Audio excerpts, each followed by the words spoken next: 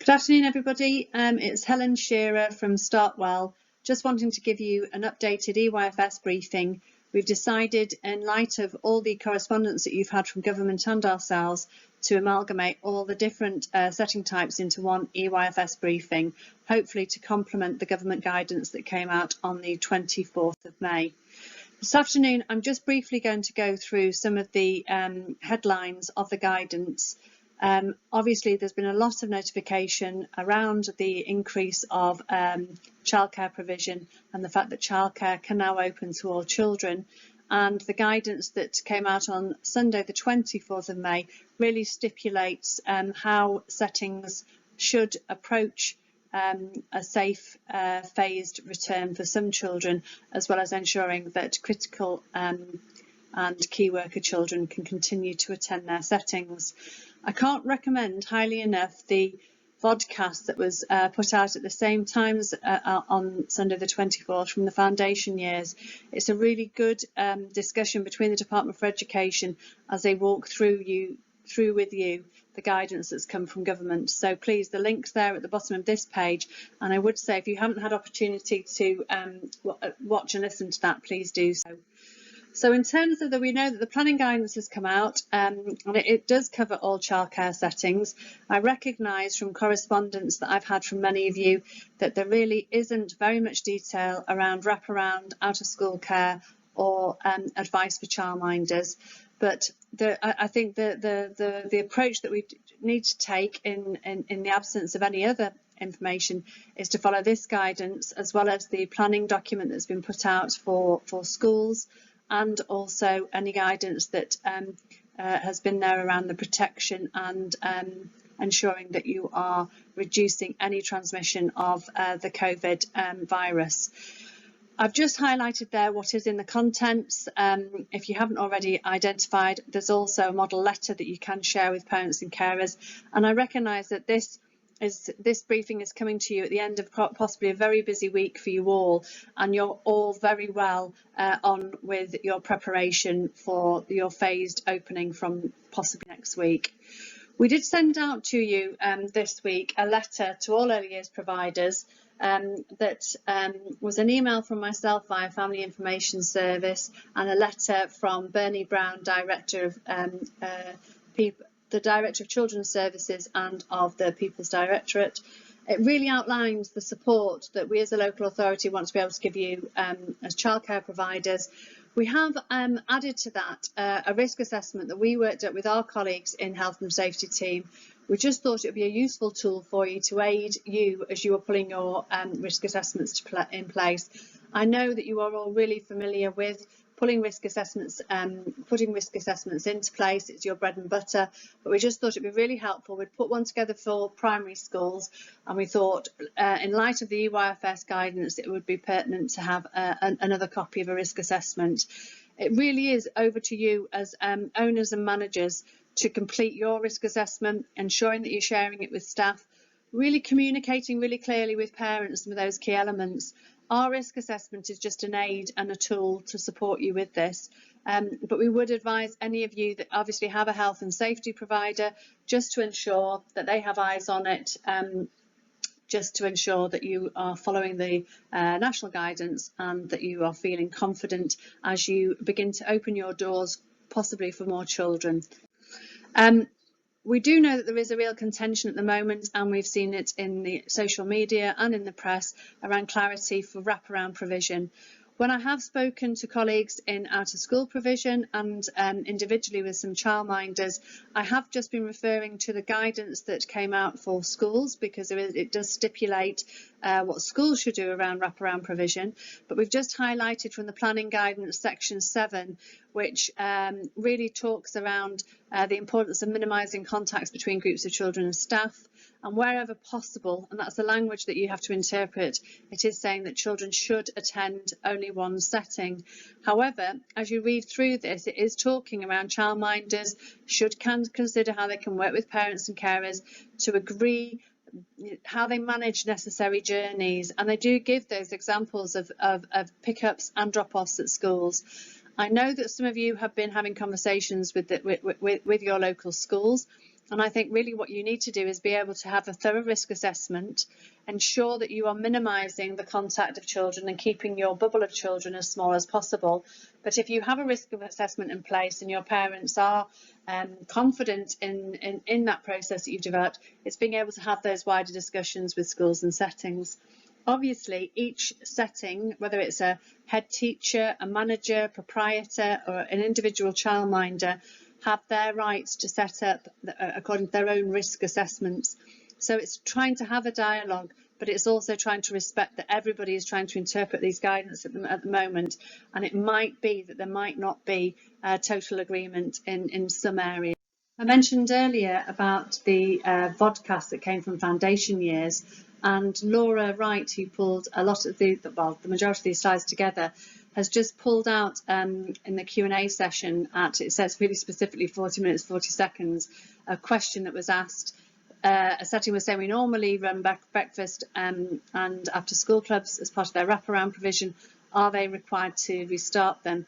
And she said really explicitly, you're not required to do so. You should only run a provision if you're able to keep the children within the groups that they are in during the day or at a safe distance.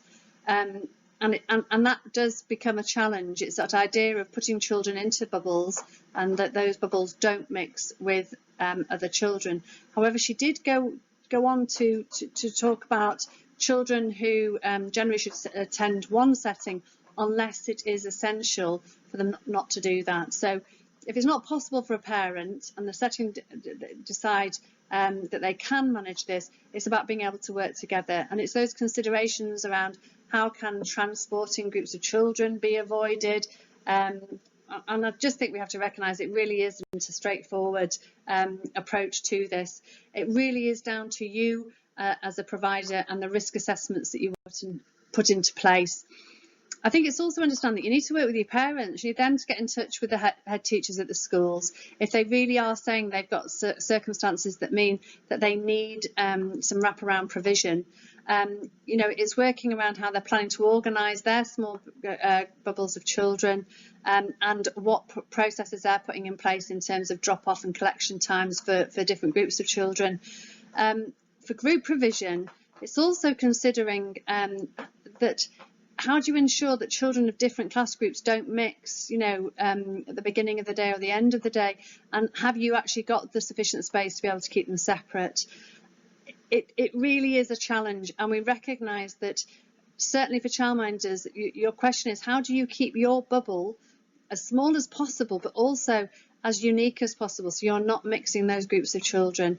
And I would say, I think you've got to be able to reflect on what the guidance is telling you and the risk assessments that you put in place to be able to see, do you need to put a temporary cap on the numbers? How do you avoid transporting children? And whether, because due to parents' circumstances, you're feeling it is appropriate to drop off and pick up and have those conversations via parents with the other provider or school.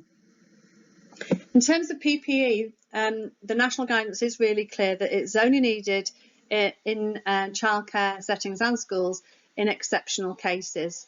There is really clear guidance around what to do if a child or adult becomes symptomatic, and really that's where we would anticipate that PPE would be needed. You are advised to procure some PPE. If you are struggling at the moment to be able to get that, then you can, by request, if you contact, so you can see the email there, policyandperformance@bolton.gov.uk, we have got emergency packs that we've pulled together. It's approximately a small number of everything we feel that you will need if you had to respond in an emergency situation, for example, a child or an adult being symptomatic, where you would need to be able to remove them from the group, isolate them until they could be collected, and ensuring that the member of staff that was with that child or adult was safely protected. It really is clear that it says if it's incorrectly used, it can lead to a false level of reassurance that people maybe aren't using the masks as effectively, and actually that people aren't keeping and abiding to social distancing as best they can. And we do recognise, and I think the government recognises, that the 2 metre social distancing isn't possible with young children. But really what they're trying to be very clear about is that they want us to be as safe as we can, and they really feel that with really heightened hygiene, PPE isn't required. There is contact there for the community infection and prevention control team. We are hoping that next week we'll start planning a recorded briefing for you that will be delivered by Public Health and the Community Infection and Prevention Control to give you further reassurances. In terms of testing, this has been a little bit hit and miss, but we have been reassured by government through the guidance that came out today that there is at the moment for essential workers of children and key workers testing available for the under 5s. We have also been advised by Public Health that parents who fear their child to be symptomatic, or they've been notified that their child has been in contact with somebody who's symptomatic, that by also contacting their GP, testing will be able to be arranged. But we anticipate further advice will come out around this.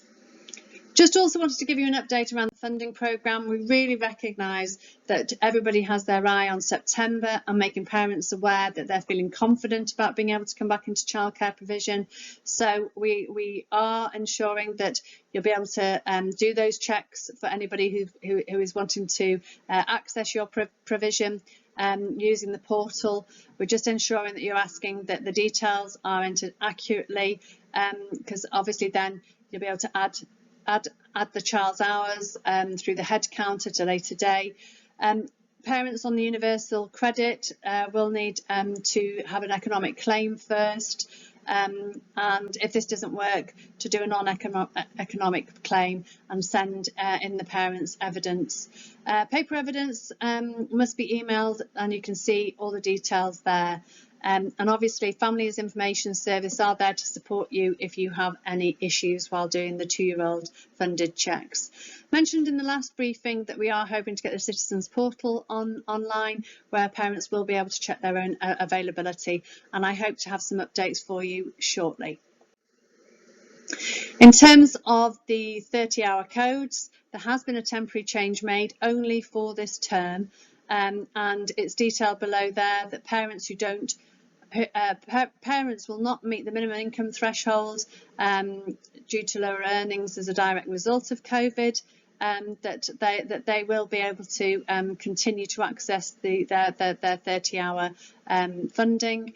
If a critical worker exceeds the maximum income threshold, equally we're talking about maybe some doctors who are having to work overtime during this period, they will still remain eligible for the 30 hours funding, and that it does talk about relaxations of the validity dates for the 30-hour codes where parents were ordinarily eligible, and they expected to take up their 30-hour place between the 1st of April and 31st of August, but they missed the reconfirmation or application. This will enable some of them to be able to take up their place now in this summer term. Just need to really clarify that, though, this is only for this summer term. We don't know what will happen or possibly change from the autumn term. So as soon as we get updates, we'll inform you of those. Also, we need to know that our parents really accessing everything that they can. I know that a number of you are aware that you have children who can access the DAF funding, the Disability Access Fund. We also know that some parents can access childcare tax relief as well. So we would advise you to signpost parents, as we do through our social media, to the Childcare Choices website, where they can, through the childcare calculator, get a real understanding of which funding stream is best for them and what gives them the best value around that. So again, we will be ensuring that through the family information social media, through Start Well, we will tag into those, and we will be promoting these funding streams to parents in the hope that confidence will begin to grow around parents returning children to childcare. We also just wanted you to ensure that you're keeping your details up to date. Our information is only as good as the information you give us. We've obviously been able to use the brokerage system for any parent who hasn't been able to find childcare in the last 10 weeks. And we also want to ensure that we've got the correct details on My Life in Bolton. So please, any changes of contact information, your situation, if you keep us informed, then we'll be able to keep parents informed too. So if you're going to access the portal, you can use the self-update module. and you can update your information yourselves. If you don't use the portal, you've just got the email below there of who to access in the ec.imu@bolton.gov.uk. So it's not the family information line, but they will be able to take that information if you changed your phone number or your email address. Please, we're saying, don't update your capacity vacancy information in the self-update portal at the moment. We know that you're changing your capacity information with the guidance. We know that you're having to put your children into the bubbles and into the groups. But at the moment, we're just looking at the best way as to how we're going to actually be able to record some of those temporary changes. So we don't often say this. We're often saying, please go on the self-update portal. But in this case, we're just asking you not to update your details through the self-update portal at this time. In terms of financing, we recognise that for this term we've got to have really clear messaging for parents. The funding for all the funding streams for those parents it is running for this summer term, and we recognise that from the 1st of June there is 7 weeks left till the end of term. So there's no possibility for parents to be able to sort of bank and say, you've had our funding for our child, but we've not benefited from this. We want to be really clear that the funding will only continue to the end of this academic term. We do anticipate that you may need to add to your headcount with children who have been moving or who are joining your settings, and the details are just there for you to follow.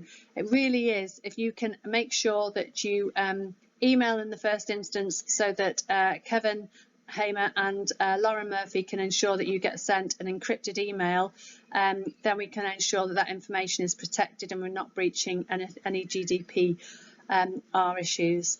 But all the information is there, and if you do need to contact them, Julie Edwards, School Finance Manager, her email and telephone number at the bottom of that slide.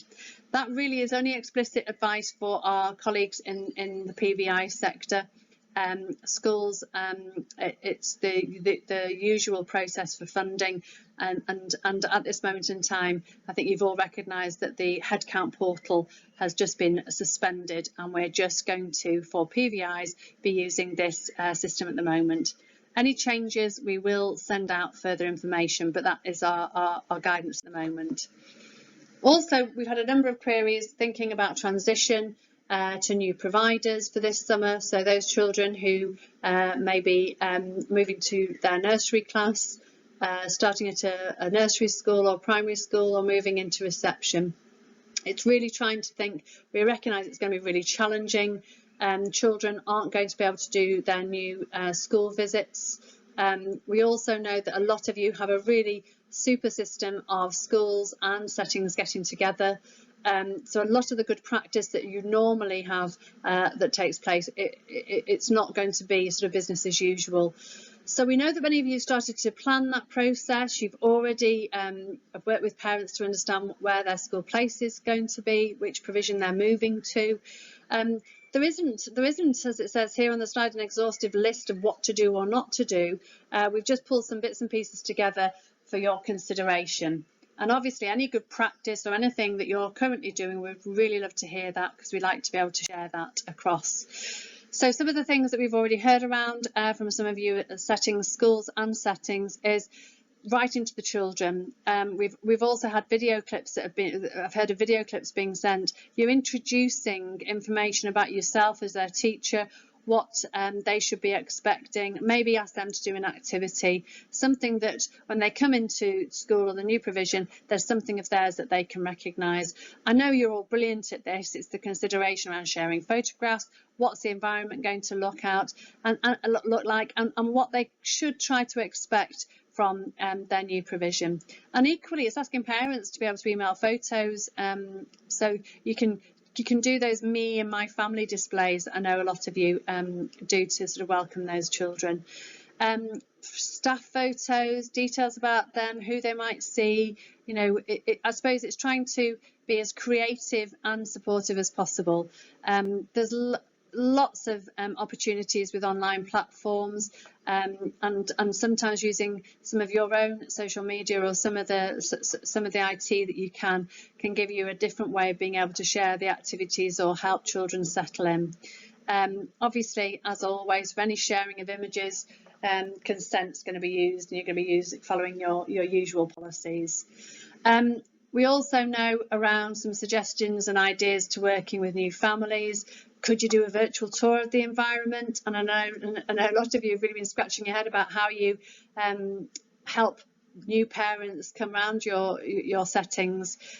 Could you do an online story time, or some of the rhyme times that you've been doing, make that open and wider for parents to be able to see? Maybe some frequently asked questions that might put parents at ease. And then again, a meet the team kind of video message, or I know not everybody wants to do that, maybe just having your pictures and the manager's voice or some of the team members' voice on might be reassuring. And there are other suggestions there around things that you can do, whether it's around rhyme time, daily routines, and just your usual new starter packs that you have. How can you share them in a more creative way to help put parents at ease? Again, it's not an exhaustive list. I'm sure many of you have many creative ideas and have already thought through and are already working with some of these suggestions. Just to note, I know that we put a Senko briefing out this week. Dawn recorded that for you, and it's on our website there. It does talk about managing transition for children with SEND, and I hope if you haven't seen it that you will now take the opportunity to be able to review that slide. Just as we're getting towards the end of this PowerPoint, I just wanted to make you aware of the EYFS reforms and the plans that are coming into being that were expected to be released very shortly. We know that those reforms are still on track. We just need the information to come forward. We also want to be able to have ideas about being able to share some of the work that you've been doing to really promote you and your settings. So please tag us in. We'll share it across the Start Well Facebook and Twitter pages. Just want to let you know we've also got the closed group, the COVID-19 Early Years in Bolton. Brilliant opportunity for people to share. It's a forum for managers and owners and EYFS leads to discuss ideas.